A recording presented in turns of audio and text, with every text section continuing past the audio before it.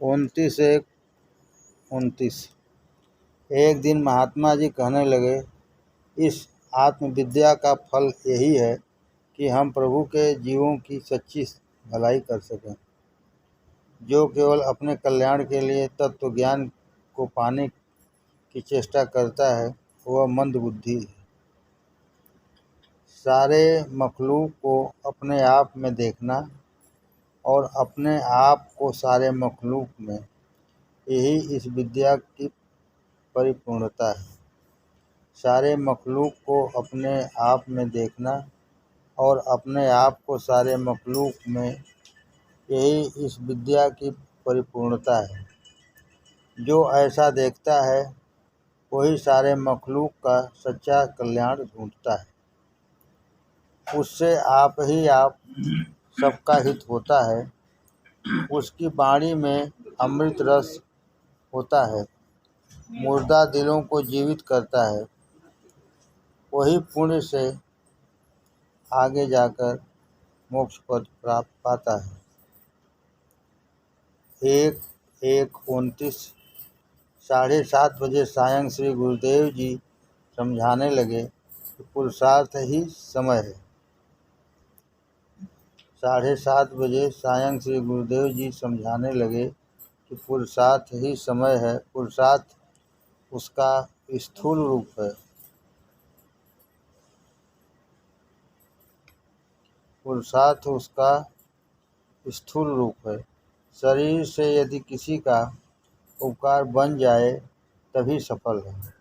उपकार का ख्याल हृदय में गायब रहे तभी प्रभु जी अपनी भक्ति देते हैं। उपकार का ख्याल हृदय से गायब रहे तभी प्रभु जी अपनी भक्ति देते हैं।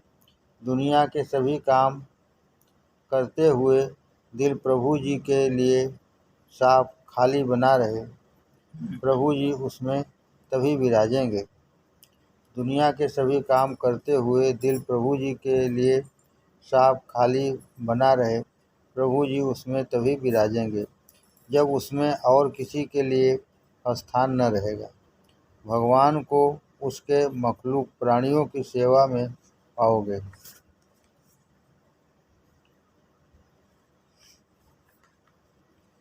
30:10:30। परमात्मा को पाके उसके जीवों की सेवा करना ही इस देह का सच्चा फल है। सेवा ऐसी करनी चाहिए कि कृतज्ञता का ख्याल न आने पाए, सब अपना ही काम हो रहा है। 31:12:35। आपने सबको संबोधित करते हुए फरमाया, कुछ लोग यह समझते हैं कि अपना संबंध केवल गुरु से है और दूसरे से नहीं। इससे आत्मिक उन्नति रुक जाती है। जब कोई अपने पिता को प्यार करे और दादा को न करे तो क्या पिता वास्तव में प्रसन्न होगा? पिता तब प्रसन्न होगा जब उसके पिता को भी वैसा ही मान और आदर कोई देता है। ऊपर के बुजुर्ग अमृत वर्षा जारी करते हैं, गुरुदेव उसका अंदाजा करके साधकों को प्रदान करते हैं, नहीं तो उस फैज की अनंत तीव्र धार से हानि हो। 14:9:28। एक बार दुनिया प्रभु जी के सामने आई, विनय किया, भगवान क्या मैं कुमारी ही बनी रहूंगी? प्रभु जी ने कहा, ऐ दुनिया, तू इतनी पुरानी हो गई, तुझे अभी तक कोई पुरुष ही नहीं मिला?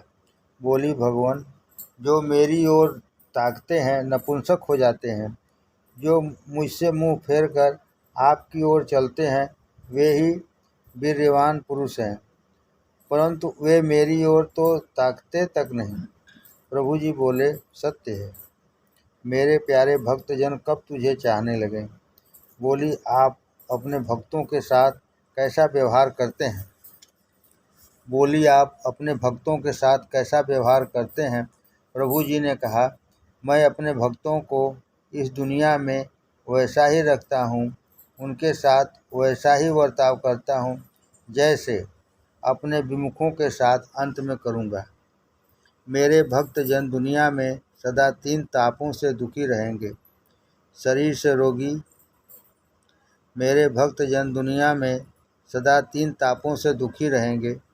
शरीर से रोगी, दुनिया में अनादर, तीसरा पैसे से दुखी। शरीर से रोगी, दुनिया में अनादर, पैसे से दुखी। हृदय की उच्च दशा में भेदभाव लोप हो जाता है। 14/9/28। एक बार केला जी और उग्रदेव जी महाराज ने, जो जयपुर में बड़े महात्मा हो गए हैं, वन में जाकर देखा कि एक नया बालक नाभा अकेला पड़ा हुआ है। माँ उसे वहीं छोड़कर चली गई थी। पूछा, तुम कौन हो? बालक ने कहा, क्या अभी तक आपको नाम रूप का ज्ञान बना है? बालक ने कहा, क्या अभी तक आपको नाम रूप का ज्ञान बना है? यह अद्भुत वाणी सुनकर उन्हें विचार हुआ, यह कोई भगवत भक्त होगा।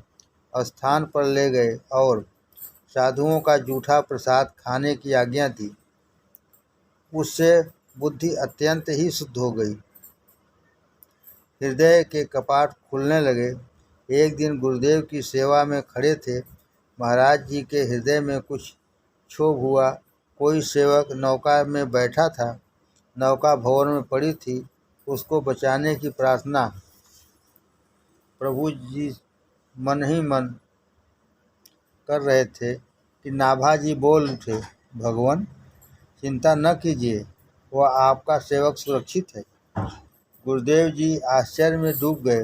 बोले, बेटे, अब जूठन प्रसाद खाने की जरूरत नहीं। अब मेरी इच्छा है भक्तों के गुणानुवाद गाओ, सब बुद्धि तेरी खुल जावेगी। गुरुदेव की आज्ञा पाकर भक्तजनों का चरित्र लिख डाला। वही भक्तमाल के नाम से प्रसिद्ध है। अंत में जब समाप्त हुआ, गुरुदेव जी ने ले जाकर काशी जी में पंडितों की सभा बुला के दिखाया। पंडितों ने स्वीकार किया। फिर भंडारा हुआ। बड़े बड़े भक्त गए। गोस्वामी जी के मन में शंका हुई। अंत में वह भी गए। पत्तलें पड़ चुकी थी, जगह नहीं थी। एक महात्मा के जूते में दाल लिए 2 कौर खा चुके थे। तीसरे पर नाभाजी ने आकर कहा, क्या सभी भक्ति तुम ही लोगे? 5/1/29। श्री गुरुदेव फरमाते हैं, ईश्वर को ईश्वर से ईश्वर के लिए पाओ, ईश्वर को ईश्वर से ईश्वर के लिए पाओ। ईश्वर साक्षात गुरुदेव जी के रूप में सगुण रूप से विराजमान है। उन्हीं की कृपा से उनका रहस्य खुलता है। कौन प्राप्त होता है। तभी प्रेम से हृदय भर उठता है, सारे विकार दूर हो जाते हैं। सच्ची सेवा का भाव हृदय में उमड़ने लगता है। अपने पराये का ख्याल दिल से गायब हो जाता है। उस समय ईश्वर की सच्ची सेवा बनने लगती है। सारी मखलूक उसी की है नहीं, वह मखलूक के रूप में है। मखलूक की, उसके बंदों की सेवा उसी की सेवा है।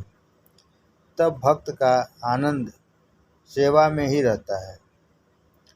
ज्ञान, भक्ति और सेवा एक सुंदर दिव्य चक्र बनाते हैं। ज्ञान, भक्ति और सेवा एक सुंदर दिव्य चक्र बनाते हैं। यह एक दूसरे पर निर्भर है। जब यह पूर्ण अवस्था को प्राप्त होते हैं, उसका विचार रह नहीं जाता है कि उसको क्या कहे। 21/6/34। सुबह की पूजा के बाद आपने समझाया कि जो ईश्वर को ईश्वर की दृष्टि से देखता है, जो ईश्वर को ईश्वर की दृष्टि से देखता है, अपनी दृष्टि से नहीं देखता,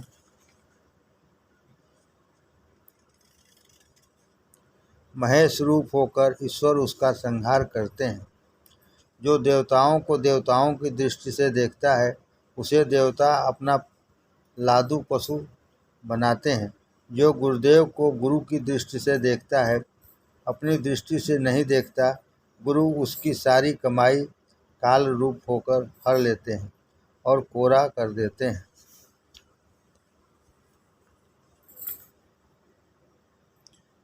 जो ईश्वर को ईश्वर की दृष्टि से देखता है, अपनी दृष्टि से नहीं देखता है।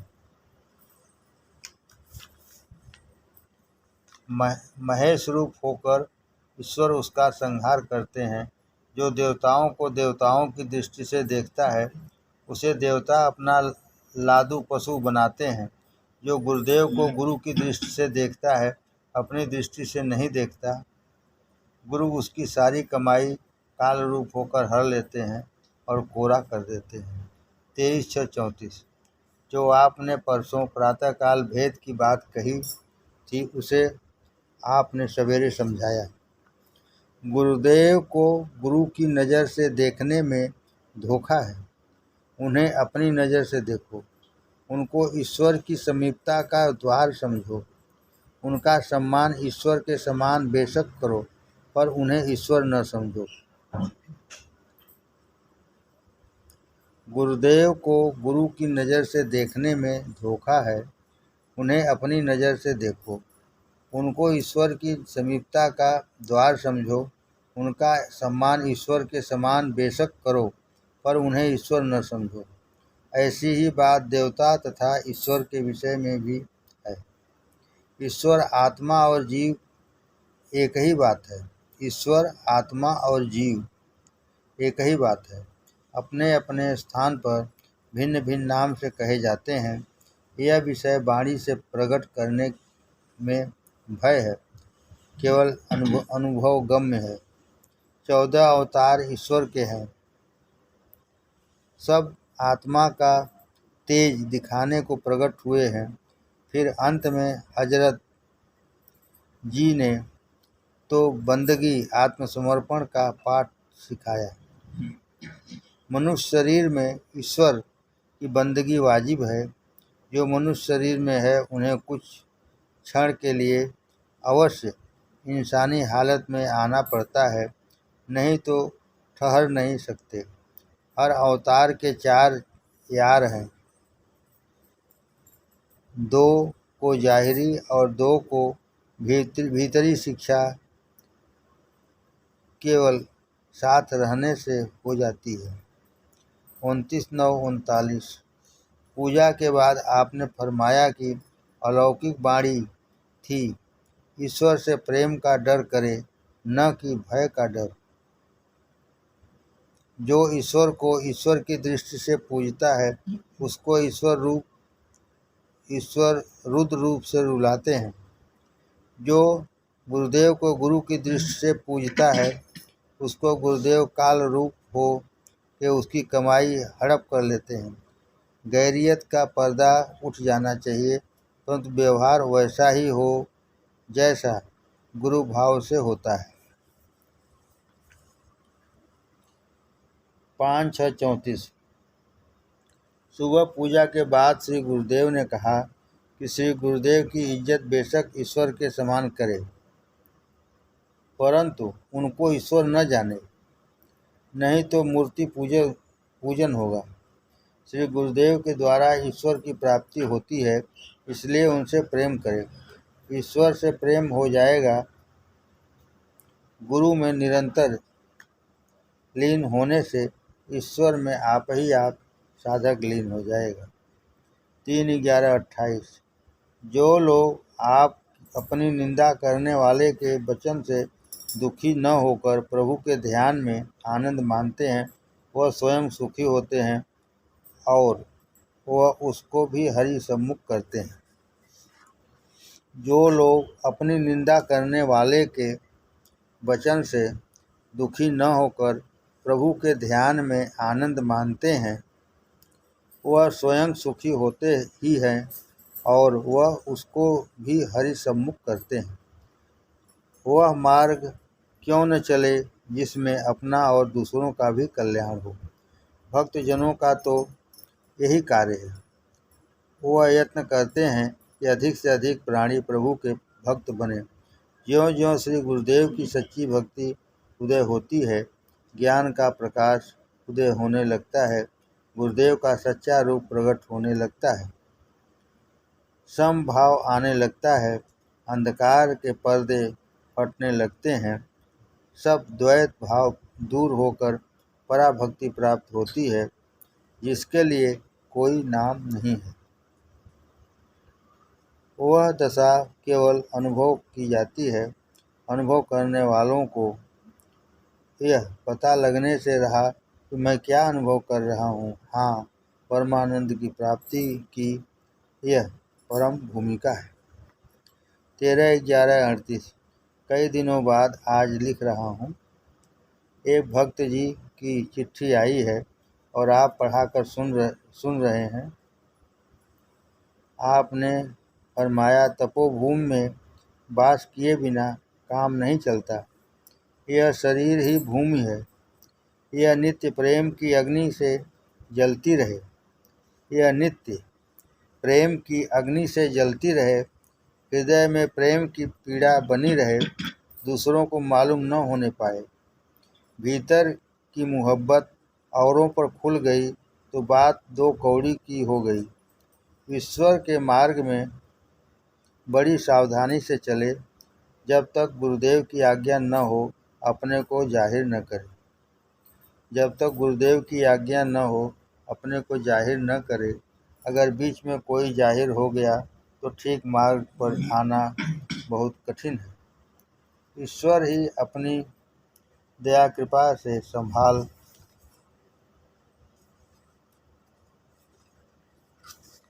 करे तो बचत होगी, नहीं तो नहीं। दुनिया में मेल मिलाप करते राम नाम कमाना और ईश्वर की भक्ति पाना दोनों एक साथ मुश्किल बातें हैं। दुनिया में मेल मिलाप करते नाम कमाना और ईश्वर की भक्ति पाना दोनों एक साथ मुश्किल बातें हैं। हम खुदा ख्वाहिर व हम दुनियाए दूँ, ई ख्वाल आस्ते मुहाल अस्तो जुनू। 2/7/34 रविवार। जिस इंसान को सगे दुनिया न पाया, फरिश्ता उसका हम पाया न पाया। दरवेशी परम पर्दापोशी व अज खुद फरामोशी।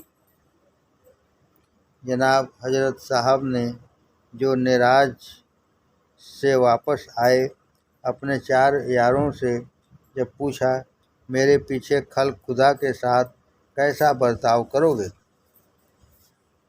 एक ने अर्ज किया, सखावत व कर्म करूँगा। दूसरे ने अर्ज किया, अदब व इंसाफ करूँगा। तीसरे ने अर्ज किया, शरीयत को फैलाऊँगा।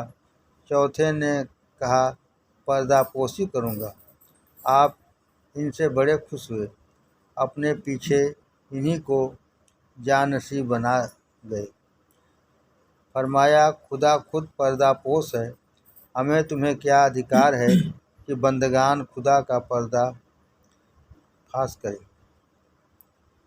23/7/37 आज श्री गुरु पूर्णिमा आषाढ़ी है। सुबह की पूजा के बाद आपने फरमाया, हया खुदा के सामने बनाए रहे। हया यही है कि बंदगाने खुदा के ऐब खल के सामने न खोले। ईश्वर कहता है कि मैं तो छिपाता हूँ, तुझे क्या हक है कि खोलो। दरवेशी सखुन दरवेशी और सय है। दरवेशी पर्दापोशी अज खुद फरामोशी है। दूसरों के ऐब खोलना गोया अपने ऐब खोलना है। ईश्वर को यह मंजूर नहीं। दूसरों के ऐब खोलना गोया अपने ऐब खोलना है। ईश्वर को यह मंजूर नहीं। रजा के कूचे से कभी न हटो। क्रोध का दमन। 17/3/29 महाराज जी कहा करते हैं, साधु व संत वही है जो दूसरों के पापों को छिपाता है और अपने आप को विसारता है। ईश्वर की भक्ति उसी को मिलेगी जिसका व्यवहार शुद्ध है, संत जनों में क्रोध आता ही नहीं। कितना ही अपराध होए, सदैव ईश्वर की कृपा के लिए प्रार्थना करते रहते हैं। हे प्रभु, अपना रहम कर, इनकी भलाई कर, इनका सुधार हो, यह बेचारे नहीं जानते। हे प्रभु, अपना रहम कर, इनकी भलाई कर, इनका सुधार हो, यह बेचारे नहीं जानते। एक समय की बात है, एक जहाज पर एक राजा, उनके दरबारी और बहुत से विदूषक चढ़े थे। उसी में हजरत इब्राहिम बिन अहमद भी बैठे थे। राजा के मन में आया कोई स्वांग देखूं। जरूरत हुई कि कोई बूढ़ा भद्दे रूप का मिले, उसी की हंसी उड़ाई जाए। ढूंढने पर उन्हीं महापुरुष को पाया। लोग समझे कि कोई जाहिल है, बस इन पर थप्पड़ पड़ने लगी। हंसी और ठट्ठा उड़ने लगा। प्रभु से ऐसा देखा न गया। आकाशवाणी हुई, कहो तो नाव को नष्ट कर दूं। संत ने कहा, नहीं, मैं सहता हूँ, तू भी सह। फिर थोड़ी देर पीछे आवाज़ आई, अब नहीं सहा जाता, गारत करूं। महात्मा जी बोले, मैं सहता हूँ, तू नहीं सह पाता, सह ले। फिर आवाज़ आई। संत जी ने फिर वही कहा। फिर आवाज़ आई, अब नहीं रुक सकता। तब तो संत जी ने कहा, यदि नहीं सह सकता तो उन्हें भी मुझ जैसा बना दे। बस फिर क्या था, सब दिव्य दृष्टि पा गए। उनके ज्ञान चक्षु खुल गए, शांत हो निर्वाण का आनंद पाने लगे। सभी संत हो गए। सहने, क्षमा करने, विश्व का उपकार करने की शक्ति संत जन में ही होती है। यदि वे क्रोध करें तो दुनिया जलकर खाक हो जाए। वे ही दुनिया को संभालते हैं, वे ही पालन पोषण करते हैं।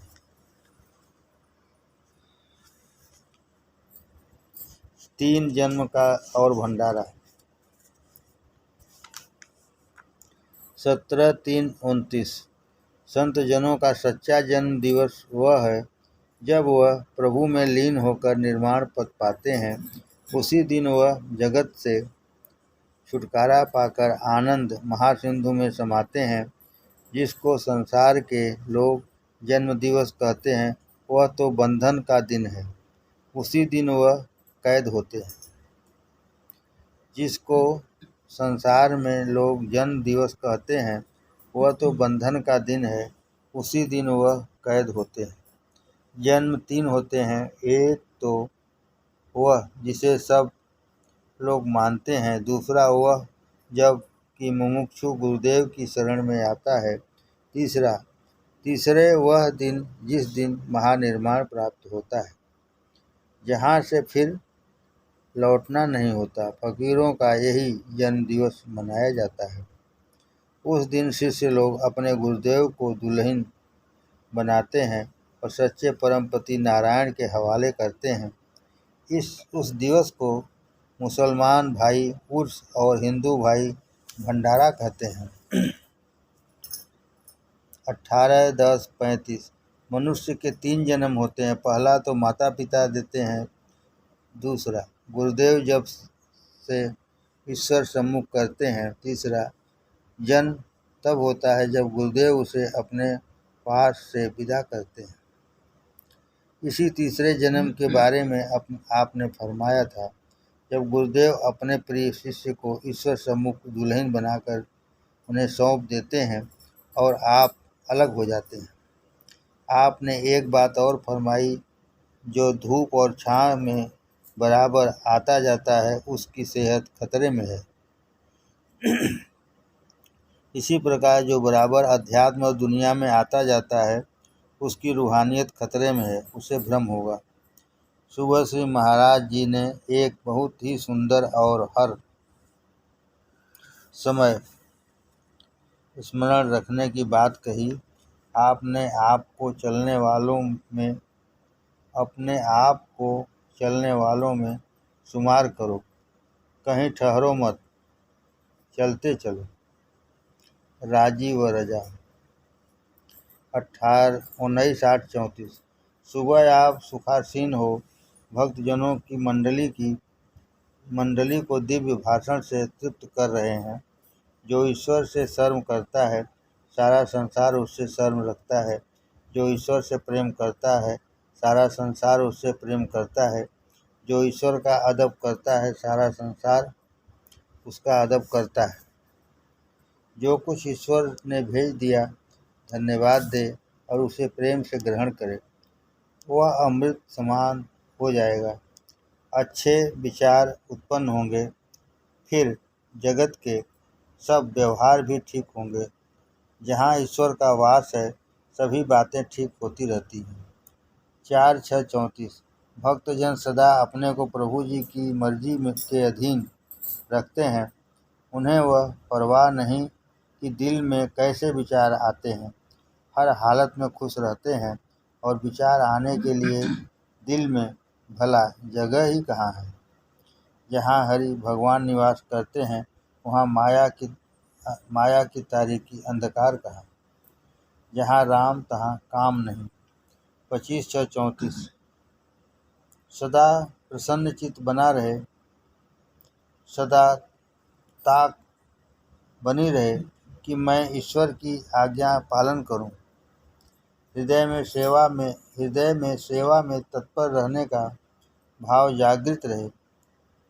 यह कभी न चाहे कि मैं ईश्वर से मिल जाऊं। आत्मिक उन्नति तभी होती है जब गुप्त बना रहे। आत्मिक उन्नति तभी होती है जब गुप्त बना रहे। हाँ, जब ईश्वर चाहे प्रकट कर दे तब कोई बाधा नहीं।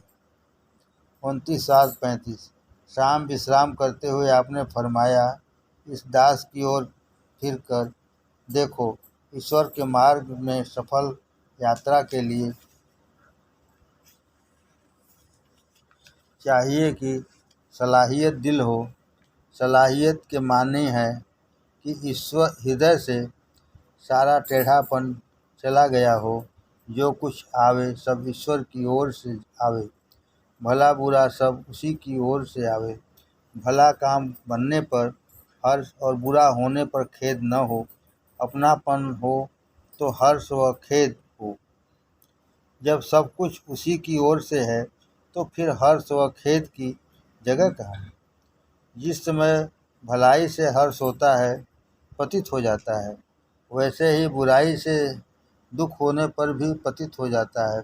ऐसी दशा में धन्यवाद निकलना चाहिए कि हे ईश, आपकी माया को नमस्कार, आप अग्निताप से बचाइए। 17:8:35 शाम को भक्तजन अपना सुख दुख आपसे अर्ज कर रहे थे। एक भाई ने अर्ज किया कि उनकी ससुराल की कोई देवी किसी दुख से पीड़ित है। उनको यहाँ अस्पताल में दाखिल किया, मगर तबीयत न लगने की वजह से मकान पर ले आए हैं। हालत नाजुक है पर दवा हो रही है। यह सुनकर आप प्रेम भरी वाणी में समझाने लगे, देखो भाई, अपने मन से दुख न मानना कि यह बला कहाँ की आन पड़ी। देखो भाई, अपने मन में दुख न मानना कि यह बला कहाँ की आन पड़ी। धन्यवाद दो, सेवा करो, हर हालत में सब बातों को उसी ओर से समझो। यह आदेश तो उन भाई जी के लिए था। मैंने इसको वर्तमान हालत में अपनी ओर ही समझा।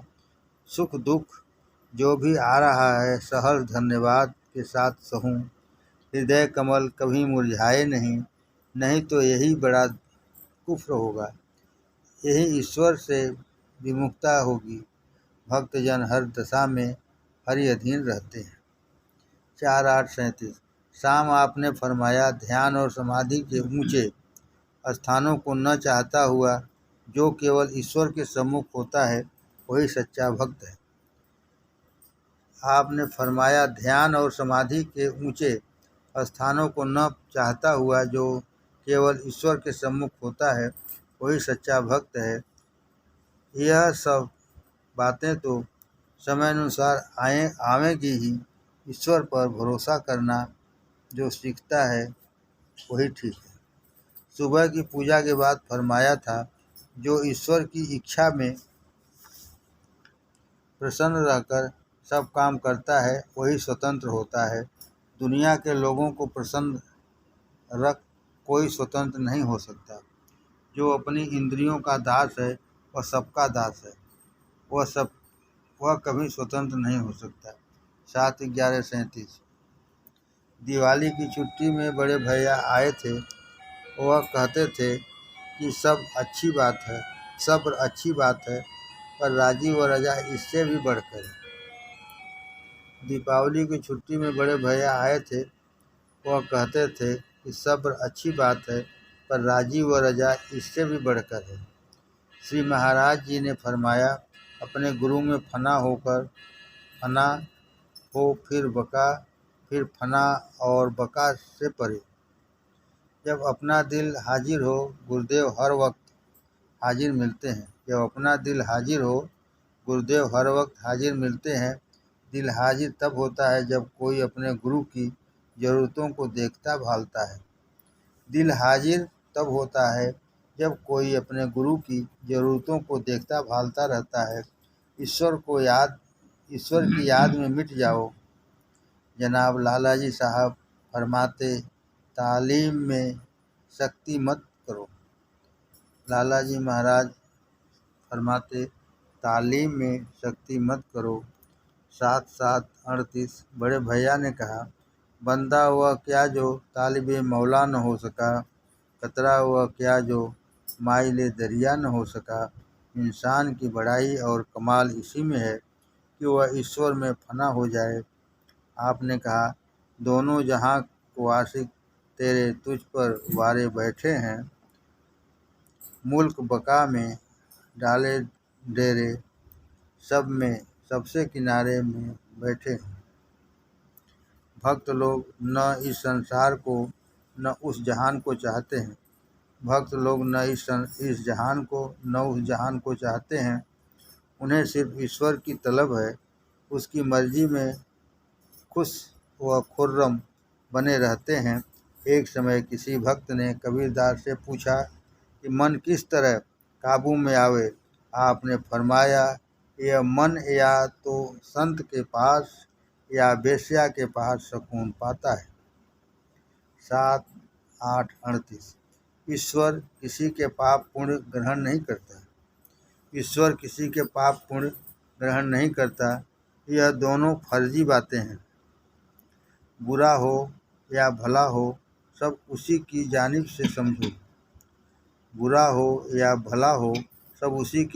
से समझो। उसकी राजी में रजा रहना चाहिए। किसी की चाह न करो। चाहो तो सिर्फ ईश्वर को चाहो। अक्सर जब लोग कोई भलाई का काम करते हैं तो जगत में नाम चाहते हैं और परलोक में उसका बदला भी। कर्म करते हैं एक, फल चाहते हैं दो। इबादत तो फर्ज इंसानी है, ईश्वर पर कोई एहसान नहीं। जगत अपना भाई है। जब दो भाई मिलते हैं खुशी होती ही है।